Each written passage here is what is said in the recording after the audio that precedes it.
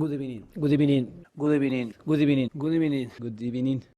Good evening. This is for the ones who care.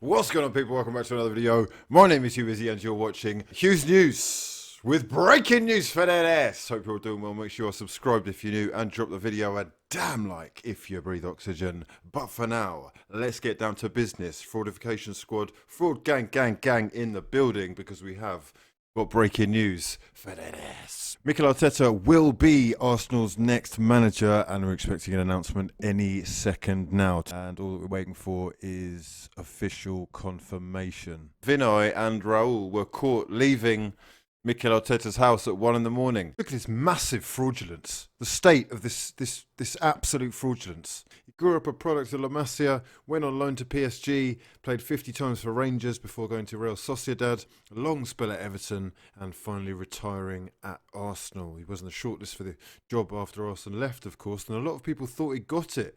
Or Unai Emery's PowerPoint won the day. Arteta has been at Manchester City for 3.5 years with Pep Guardiola. Has he learnt a lot? Or is he just a backup dancer? Is he actually the man behind the plan, behind the genius that is Pep Guardiola? How much does Pep owe to Mikel Arteta? I don't know is the honest answer, but a lot of people say that he's a fantastic coach. And let's remember that that's what he would be coming to Arsenal as, a head coach, not a manager. He has all the qualities to do the job, yes. And he was a leader, he has a good passion for the game.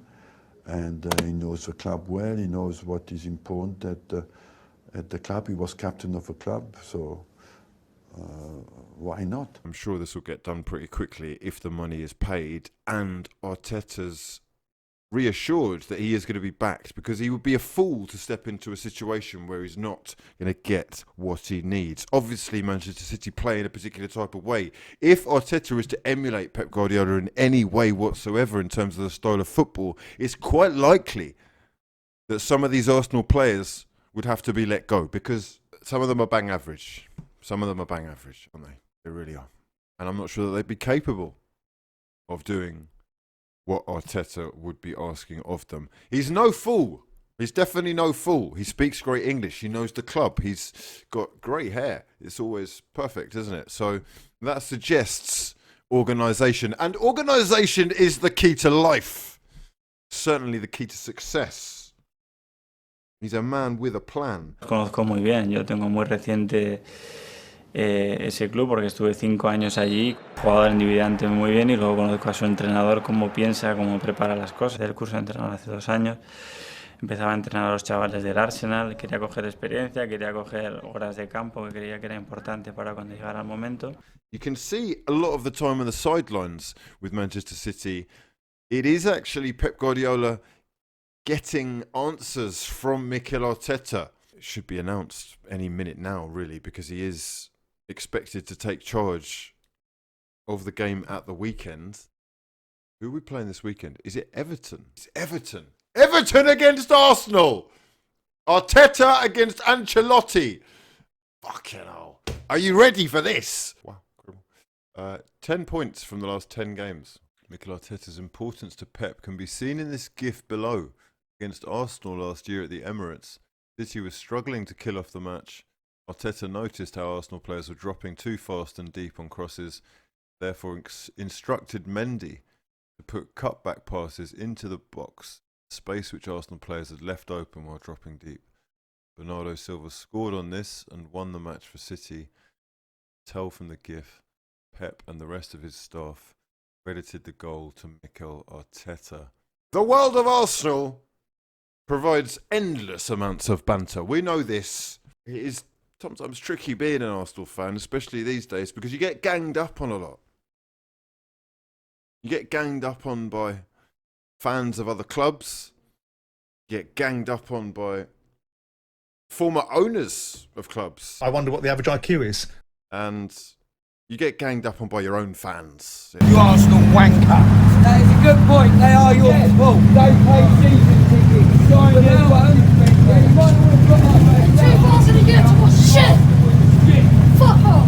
We do it to ourselves, and that is what has been happening over on Arsenal Fan TV's Instagram account.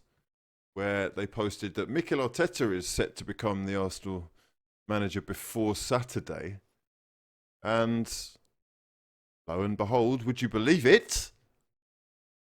Who's this? Willie Aubameyang.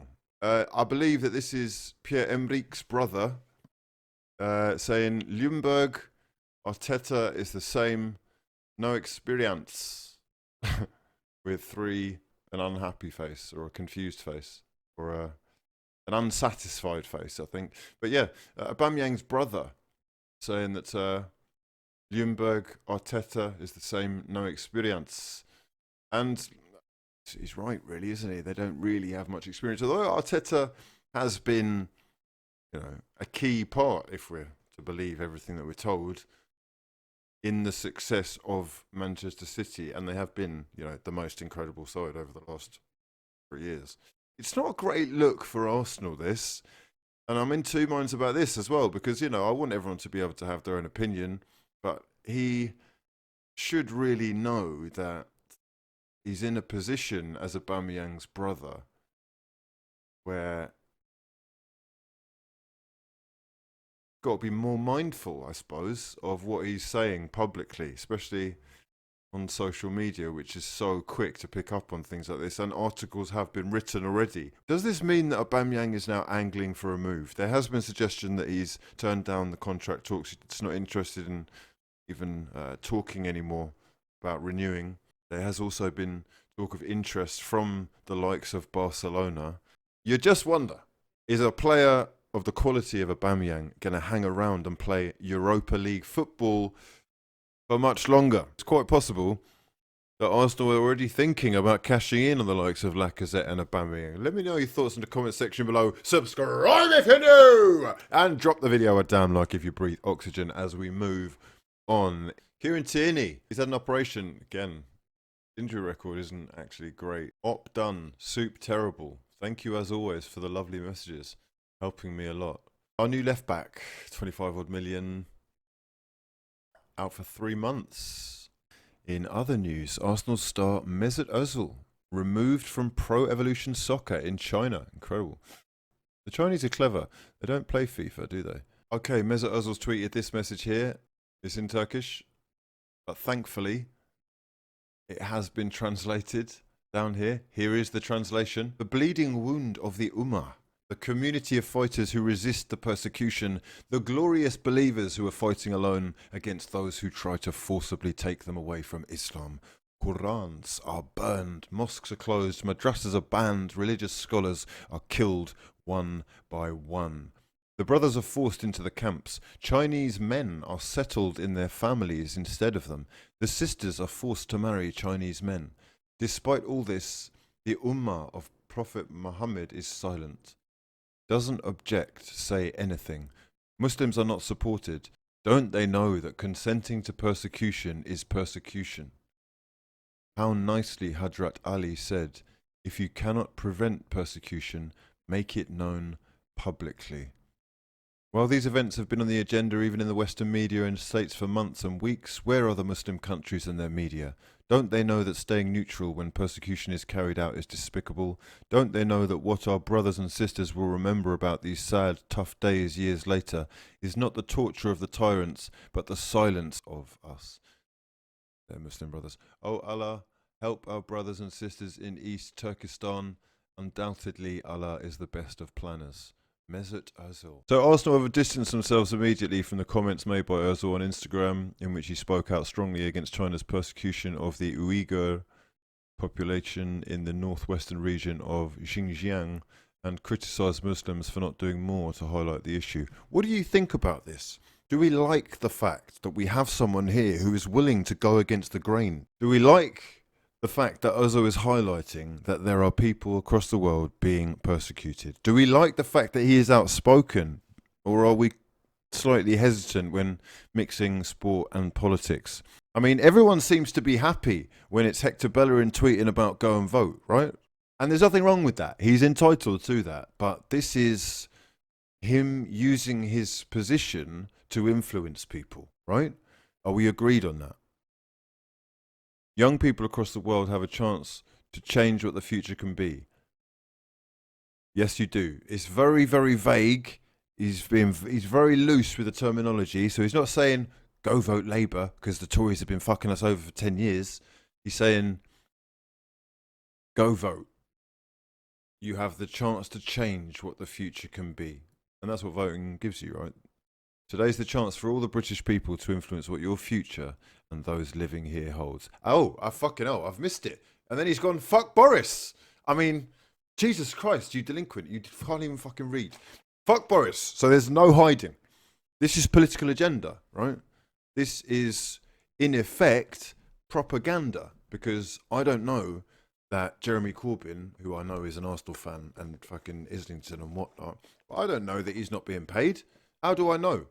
Everyone is supportive of this. Everyone is saying, oh yeah, that's fucking, you tell him, that's my captain, my right back. Look at the comments. My right back. Love you, mate. Oh, not my right back. He's obviously a Tory. Here's a realist though. You really shouldn't be trying to influence people's vote at all. Encourage them to vote, absolutely, but let people make their own mind up. Listen, I don't know how I feel about that, but basically I'm just telling you what it is, right? This is political stuff from a footballer. So I don't want to hear shit about, oh, Ozil can't speak, don't mix politics and fucking football. This is politics, much in the same way as Ozil's tweet is politics. But Ozil's tweet is, I believe, I don't know, we're going to look into this, but I believe it's about saving people's lives, saving people that are potentially going through fucking mass genocide or who are being put into what seems to be like concentration camps or segregated areas even, or forced to marry people. There's loads of kind of fucked up accusations going on here that are potentially human rights atrocities. Why should he not be able to speak out, even though potentially he's under threat? Okay, here's one reason why. Okay, one reason why is that he could potentially put people who are in China under threat themselves. I don't know what the Chinese government's like, but I'd imagine that they're pretty hardcore. Here we go. Around 10 million people live in Xinjiang, and there are claims that more than 1 million have been held in detention camps over recent years. Ozil's post had listed a range of issues facing Uyghurs in China, accusing other Muslims of staying silent on the subject. And I found this really poignant. This is really poignant. Muslims are silent. They won't make a noise. They have abandoned them. Don't they know that giving consent for persecution is persecution itself? If you are walking down the street and you see an old lady getting battered or getting mugged and you don't do anything, not only are you a coward, but you're allowing that to happen. So you're as bad as that person.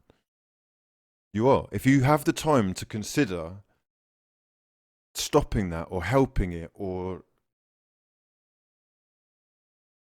stopping it or helping in any way, then you should be doing that. That's the right thing to do. It's the wrong thing, and it becomes, to me, almost paramount to what that person is doing wrong.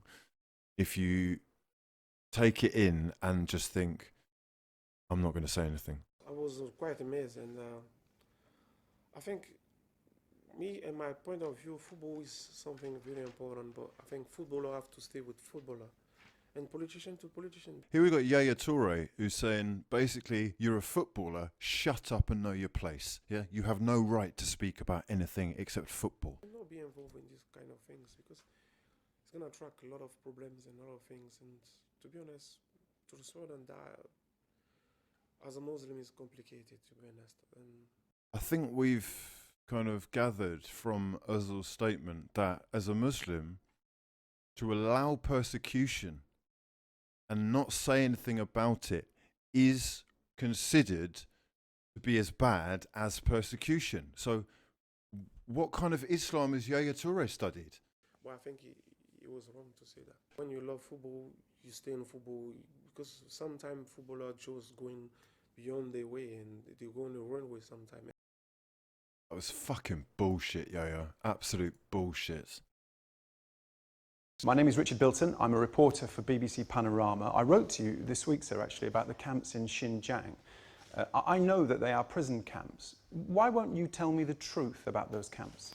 First of all, I would say there's no so-called labor camps as you described. there's what we call it vocational education and training centers.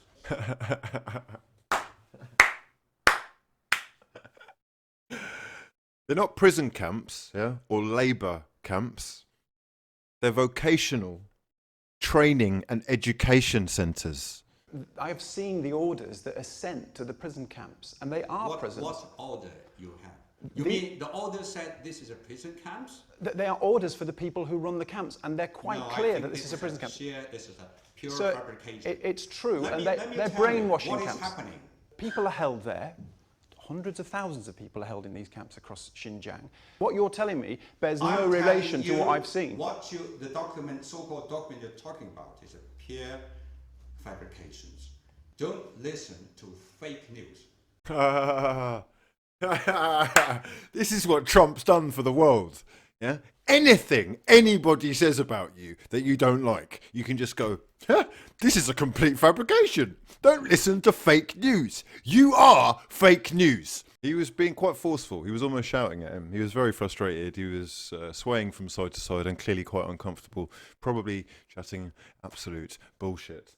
Mesut Ozil bringing to light potential genocide atrocities and something akin to the Holocaust that is going on in China. Let me know your thoughts in the comment section below. We're going to love you and leave you for now. It has been an absolute pleasure talking you through all this news. I'm sure everyone's got their opinions. We've talked about quite a lot in this one. But make sure you are subscribed if you're new and drop the video a damn like if you breathe oxygen. But for now, my name's been hughwizzy and this has been a lot of fun. Peace.